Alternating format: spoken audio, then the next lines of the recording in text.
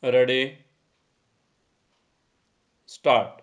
Sir, the budget has been variously described and criticized as one that increases the burden of the common man, one which gives concessions to the rich and encourages foreign investments. I agree, sir, that it is all this and much more. But it certainly is not a highwayman's budget.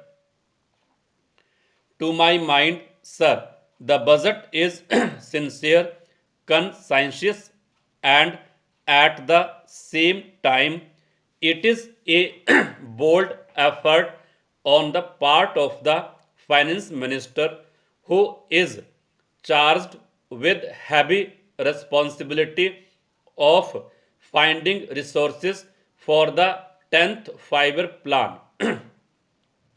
This plan, to my mind, sir, is not at all ambitious in view of our needs. It may be looked upon as a rather heavy demand, but looking to our needs, it is not very ambitious. Sir, the fact that even the considerations of the coming general elections could not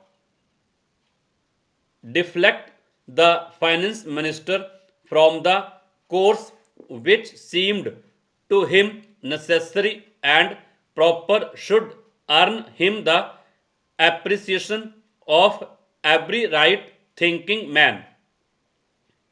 The common man's interest, as I said, is nearer to our hearts than perhaps some others can claim, or at least it is equally nearer to us, and yet there come times in a nation's history when it becomes necessary for the people of postpone the fruits of their labor and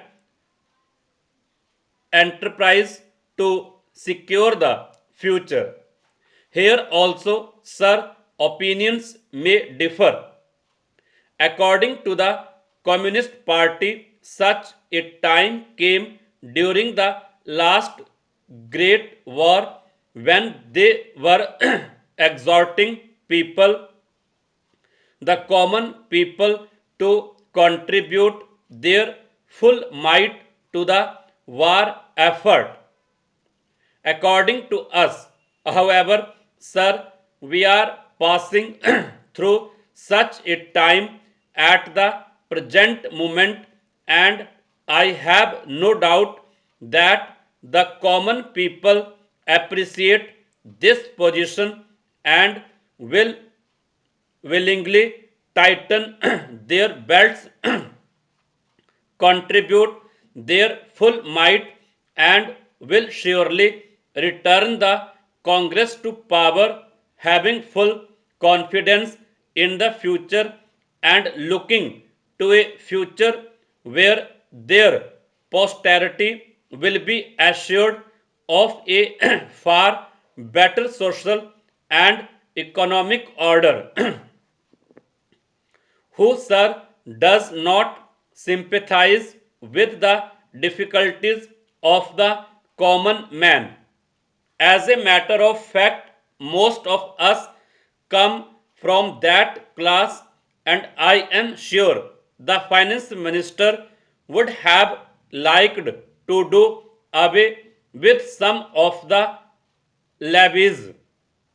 None would have been happier if he could have done without these new levies, but there are, sir, certain very imperative limitations. We are passing through a critical period. Sir, it may not be necessary to continue these levies for a long time. Rather, I am inclined to think that before long it may be possible to give up some of them.